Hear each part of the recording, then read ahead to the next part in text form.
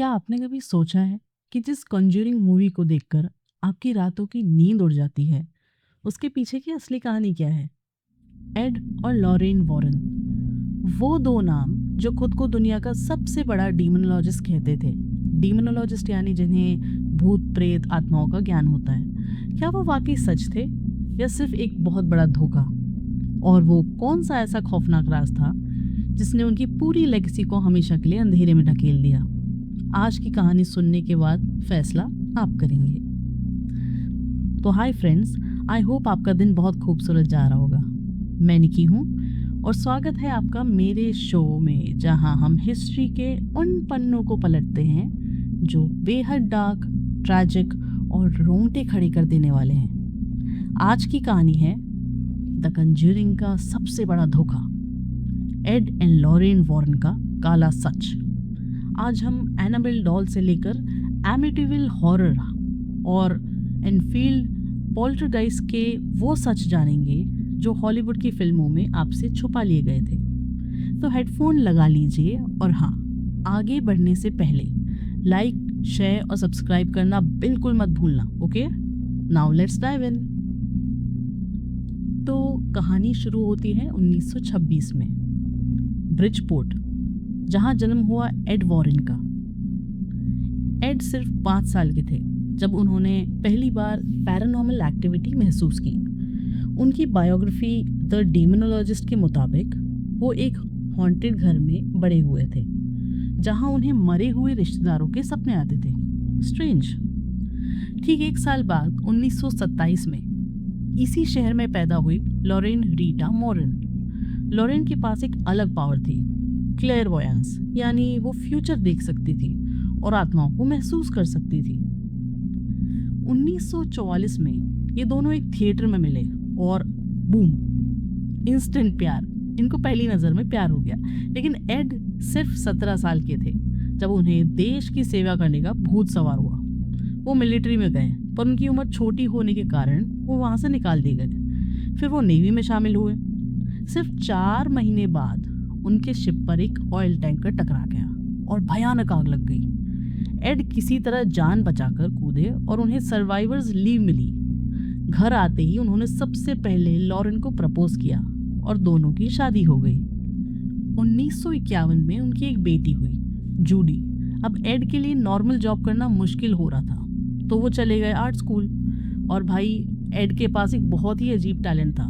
वो haunted houses की painting बनाते थे। वो पुराने डरावने घरों के सामने जाकर बैठ जाते और उनका एक हॉन्टेड वर्जन पेंट करते। पेंटिंग्स बिक तो रही थी, पर गुजारा होना मुश्किल था। तब एड और लॉरेन ने एक मास्टर प्लान बनाया। इस मास्टर प्लान के मुताबिक वो रोज अखबारों में डरावनी खबरें ढूंढते। जैसे कि कोई हॉन्टेड घर मिलता, एड उस घर का एक स्केच बनाते, दरवाज़ा खटखटाते और कहते, हे, मैंने आपके घर की एक डरावनी पेंटिंग बनाई है, देखना चाहोगे? एक बार घर के अंदर एंट्री मिल गई तो खुद को सर्टिफाइड डीमोनोलॉजिस्ट घोषित कर देते। अब बात ये है बॉस कि डीमोनोलॉजिस्ट बनने के लिए किसी धार्मिक संस्था से सर्टिफिकेशन चाहिए होता है, पर एड ने वो सब स्किप कर दिया। वो इतने कॉन्फिडेंट और लाउड थे कि कोई उनके क्रेडेंशियल्स पर शक ही नहीं करता था। आखिर कोई इस बारे में झूठ क्यों बोलेगा, है ना? लॉरेन घर के बेडरूम्स में जाकर बैठती और वाइब्स चेक करती। इतनी सीरियसली करती, वो लोगों को बताती कि उनके घर में कौन सी आत्मा है और वो क्या चाहती है। लोगों को भी अच्छा लगने लगा था कि चलो कोई तो उनकी बात सुन रहा है। धीरे धीरे 5 साल में वो फेमस पैरानॉर्मल इन्वेस्टिगेटर बन गए। और उनका बिजनेस मॉडल क्या था? हम इन्वेस्टिगेशन का 1 भी रुपया नहीं लेंगे, लेकिन इस कहानी के सारे राइट्स हमारे होंगे। वो इन कहानियों को media, TV stations, radio stations और स्क्रीन राइटर्स को बेचते थे। ऊपर से उन्होंने अपना एक अकल्ट म्यूजियम भी खोल लिया, जहां वो इन्वेस्टिगेशन से लाई गई हॉन्टेड चीज़ें डिस्प्ले पर रखते थे, ताकि लोग पैसे देकर डरावनी चीज़ें देख सके। ये सब तो ठीक है, लेकिन उनको असली तगड़ा फेमस तब मिला 1970 में, एक डॉल की वजह से। मूवीज़ में जो डॉल दिखती है ना, एनाबेल के नाम से, वो असली डॉल नहीं है। असली डॉल थी एक रैगडी एन डॉल, सॉफ्ट कपड़े की बनी हुई, बड़ी बड़ी आंखें और लाल धागे जैसे बाल, क्यूट सी, बिल्कुल वैसी जैसी। तो हुआ यूं कि डोना नाम की एक नर्सिंग स्टूडेंट को उसकी नानी ने ये डॉल ग्रेजुएशन गिफ्ट में दी थी। बहुत खतरनाक चीज़ नहीं दे दी। धीरे धीरे डोना और उनकी रूममेट एंजी ने नोटिस किया कि डॉल अपने आप हिल रही है। कभी उसका हाथ मुड़ा होता, कभी वो सोफे पे उठकर बैठ जाती, बंद बेडरूम के अंदर मिलती कभी कभी। हद तो तब हो गई जब घर में अजीब नोट मिलने लगे जिन पर लिखा था हेल्प मी या फिर हेल्प लू। इन दोनों लड़कियों का एक दोस्त था, लू, जिसे उस डॉल से सख्त नफरत थी। एक रात डोना की आंख अचानक खुली। उसने देखा कि डॉल के हाथों और चेस्ट पर असली खून लगा हुआ था। लड़कियां बुरी तरह डर गई। उन्होंने एक मीडियम यानी तांत्रिक को बुलाया। सियांस हुआ और पता चला कि उस डॉल के अंदर एनाबेल हिगिंस नाम की एक 7 साल की बच्ची की आत्मा है, जिसका मर्डर उसी जमीन पर हुआ था जहां वो अपार्टमेंट्स बने हुए थे। आत्मा ने कहा कि वो बस लड़कियों के साथ रहना चाहती है। लड़कियों को उस पर तरस आ गया और उन्होंने उसे उस घर में रहने की परमिशन दे दी। वाह, आत्मा को रहने की परमिशन दे दी। But Annabelle hated loo. उसे लू से नफरत थी। उसी रात लू को एक भयानक नाइटमेयर आया। उसने देखा कि एनाबेल डॉल उसके ऊपर चढ़कर उसका गला घोट रही है। वो पैरालाइज हो गया, हिल भी नहीं पा रहा था।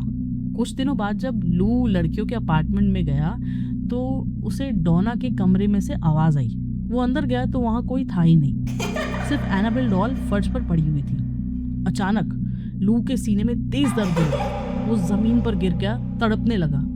जब लड़कियों ने उसे देखा तो उसकी शर्ट फटी हुई थी और उसकी छाती पर खून के सने हुए खरोच के निशान थे।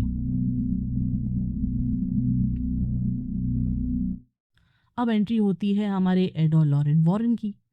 एड ने आते ही केस को पलटा। उन्होंने कहा, लड़कियों बेवकूफ मत बनो, इस डॉल में किसी बच्ची की आत्मा नहीं है। ये एक इन्फेस्टेशन फेस है।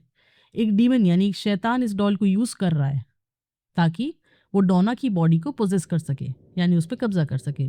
और लू की छाती पर जो निशान है, एड ने कहा वो मार्क ऑफ बीस्ट है, यानी शैतान के निशान है। एक पादरी को बुलाकर घर का शुद्धिकरण कराया गया। वॉरेन्स उस डॉल को अपने साथ एक सोवेनियर की तरह ले गए, यानी जो याद की तरह हम कभी वो लेकर नहीं आते फ्रिज मैग्नेट, वैसे समझ के सोवेनियर की तरह ले गए।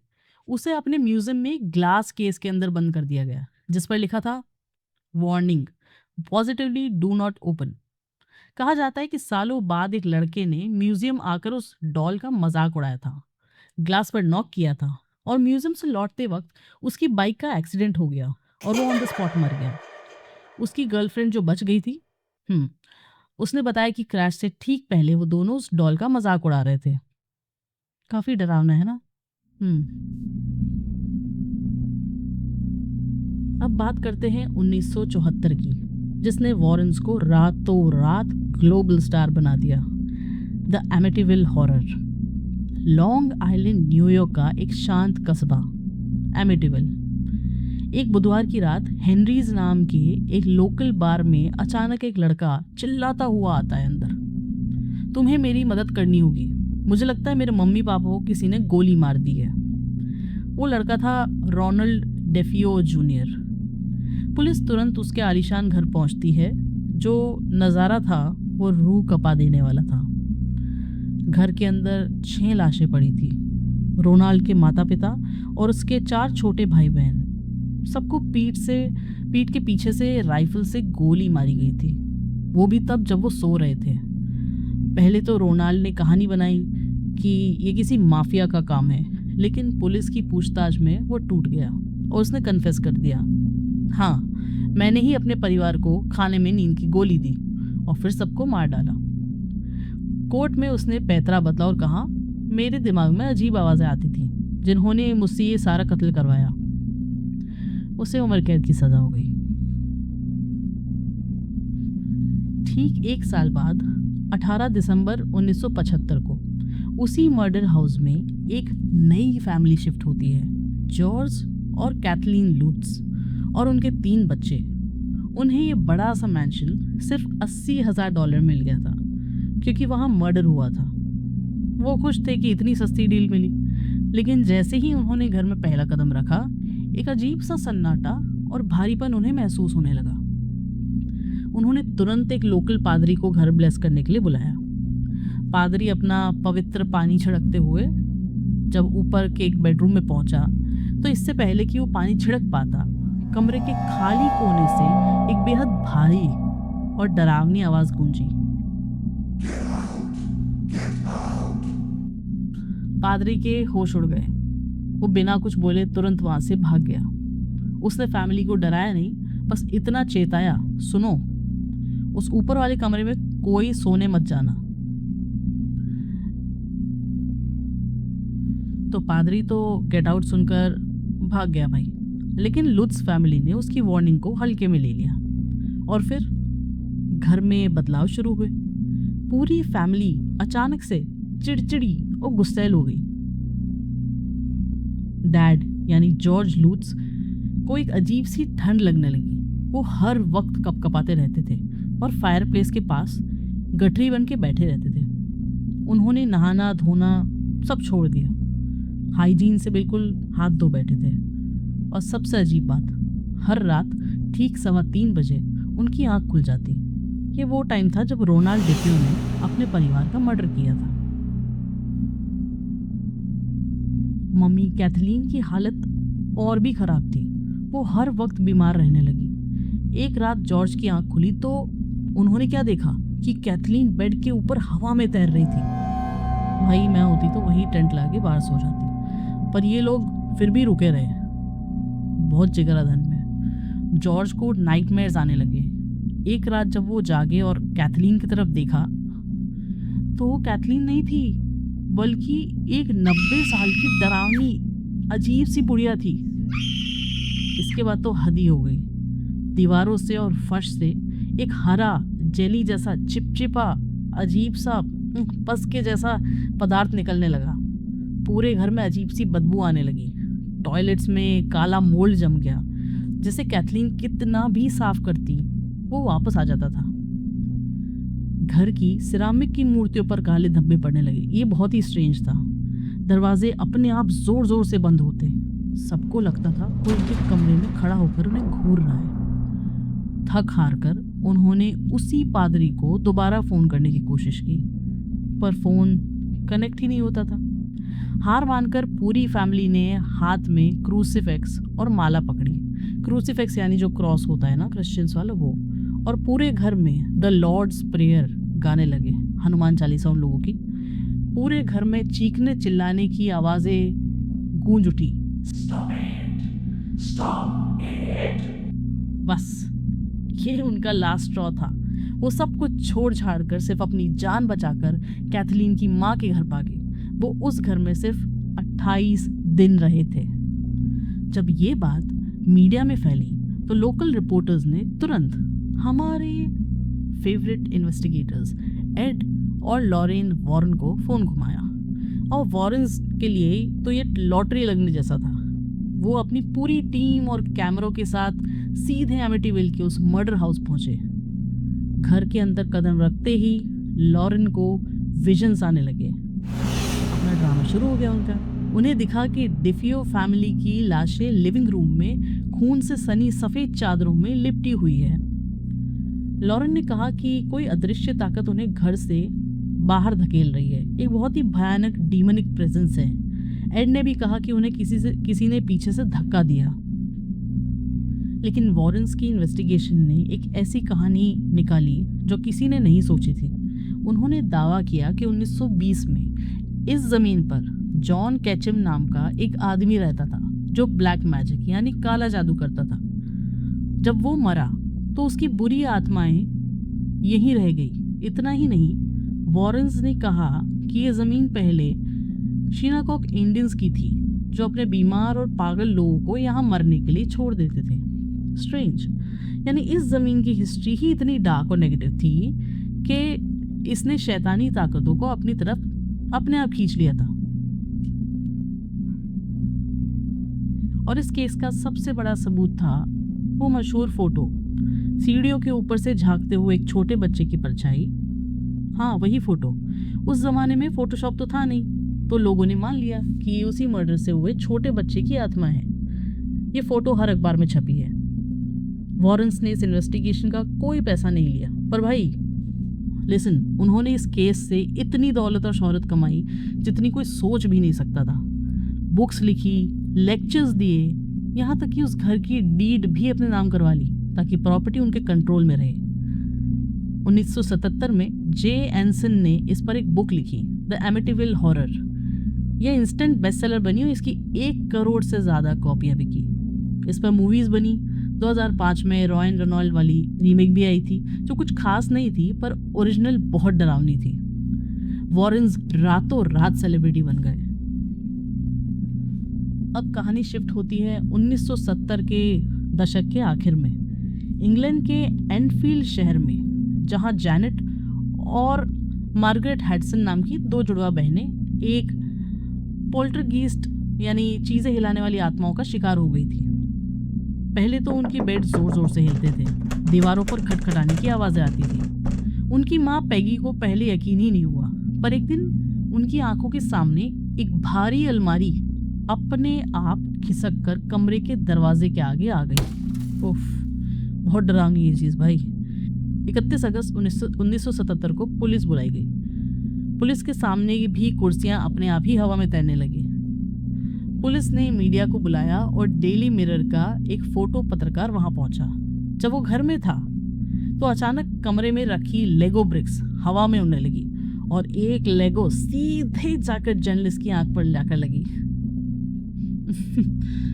उसने लड़कियों के बेडरूम में एक ऑटोमेटिक कैमरा सेट किया। बाद में जब तस्वीरें दिखाई गई तो जेनेट हवा में तैरती हुई दिखी। हालांकि कुछ लोग कहते हैं कि वो बस बेड से कूद रही थी, पर जो भी हो वो फोटो दुनिया भर में वायरल हो गई, फेमस हो गई। तभी एक पैरानॉर्मल इन्वेस्टिगेटर मॉरिस ग्रॉस वहां आए। उन्होंने देखा कि कमरे में रखे कंचे यानी मार्बल्स जो होते हैं, उन्हें छूने पर वो बहुत गर्म थे। हद तो तब हो गई जब जेनेट अचानक एक बेहद भारी बूढ़ी आवाज में बात करने लग गई, बिल्कुल एक चेन स्मोकर बुड्ढे की तरह। उसने दावा किया कि वो बिल विल्किंस नाम के एक मरे हुए आदमी की आत्मा है, जो पहले उसी अपार्टमेंट में मरा था। मॉरिस के भाई रिच ने जब बिल से उसकी मौत के बारे में पूछा तो जेनेट ने वो डिटेल्स दी जो सिर्फ बिल को पता हो सकती थी। वॉइस रिकॉर्डिंग आज भी मौजूद है। 1978 की गर्मियों में एड और लॉरेन वॉरेन भी मदद के बहाने वहाँ पहुँचे, लेकिन वहाँ मौजूद बाकी इन्वेस्टिगेटर्स ने उन्हें एक ही दिन में भगा दिया। क्यों? क्योंकि एड वॉरेन ने उनसे कहा था, मैं इस केस से तुम्हारे लिए बहुत सारा पैसा कमा सकता हूँ। बाकी इन्वेस्टिगेटर्स को समझ आ गया कि वॉरेन को फैमिली की कोई परवाह नहीं है, वो बस इसे एक और बुक या मूवी डील बनाना चाहते हैं। 1.5 साल बाद ये एक्टिविटी अपने आप बंद हो गई। बाद में लड़कियों ने माना कि उन्होंने कुछ चीज़ें झूठ बोली थी, यानी फेक भी की थी, पर उड़ना तो सच ही था। लेकिन इस केस के बाद पैरानॉर्मल कम्युनिटी में वॉरेन्स का मजाक बनने लगा। लोग उन्हें मीडिया होर्स और ढोंगी कहने लगे। और फिर आया साल 1988, जब एमिटिविल केस का वो भयानक झूठ दुनिया के सामने आ गया। डेफियो मर्डर तो सच था, लेकिन रोनाल्ड डेफियो के वकील विलियम वीबर ने एक ऐसा खुलासा किया जिसने सबके होश उड़ा दिए। विलियम ने बताया कि लुट्स फैमिली मर्डर हाउस से भागने के बाद उनसे मिली थी। वो सब पैसे कमाने के लिए एक झूठी मनगढ़ंत हॉरर स्टोरी बनाना चाहते थे। उन्होंने लेखक जे एंसन को बुलाया। सबने बैठकर वाइन पी और घर की छोटी मोटी चीज़ों को भूतिया कहानी बना दिया। जैसे सुनिएगा, घर में एक बार स्पेगेटी की प्लेट गिर गई थी, तो राइटर ने लिख दिया कि दीवारों से हरा शैतानी स्लाइम बह रहा था, वो चिपचिपा पदार्थ पस के जैसा। हाँ, ये सब झूठ था, मतलब स्पेगेटी का स्लाइम ही बना दिया भाई। वकील विलियम ने रोनाल्ड को भी मनाया कि वो कोर्ट में पागलपन का नाटक करे ताकि बुक और मूवी डील से करोड़ों रुपए मिले। रोनाल्ड ने खुद माना ये सब एक बहुत बड़ा स्कैम था। और हमारे वॉरेन्स, वो इस झूठ को और बड़ा दिखाने के लिए अपनी तरफ से कहानियां जोड़ते रहते थे। वो जो शिनाकॉक इंडियन वाली कहानी एड ने सुनाई थी, मोंटाटेक ट्राइब ने खुद कंफर्म किया कि उस ज़मीन पर ऐसा कोई रिकॉर्ड ही नहीं है। और वो सीढ़ियों में बच्चे की फ़ोटो, असल में वो वॉरेंस की टीम का ही एक आदमी था जो चश्मा लगा के सीढ़ियों के पीछे झुका हुआ खड़ा था। 2006 में एड वॉरेन की डेथ हो गई थी। लॉरेन अपनी लेगेसी बचाती रही, लेकिन 2017 में एक आखिरी और सबसे घिनौना सच सामने आया।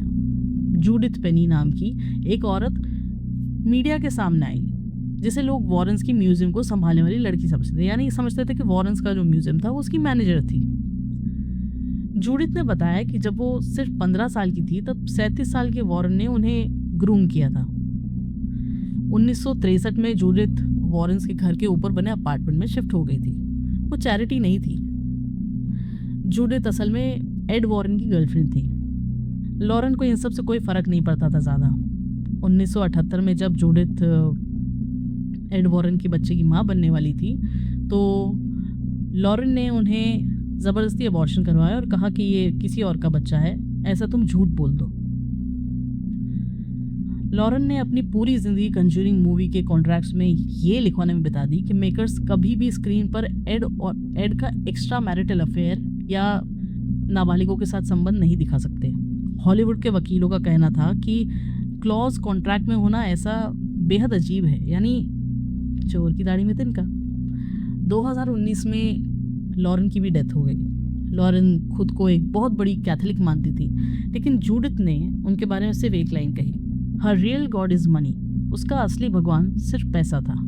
तो दोस्तों, भूत प्रेत शैतान या फिर सिर्फ पैसों की भूख और इंसान का लालच, क्या वॉरेंस वाकई डीमोनोलॉजिस्ट थे या सिर्फ कमाल की सेल्समैन? कमेंट्स में मुझे अपनी राय ज़रूर बताना। तो दोस्तों, ये थी एड और लॉरेन वॉरेन की वो कहानी जिससे दुनिया के सामने आने में सालों लग गए।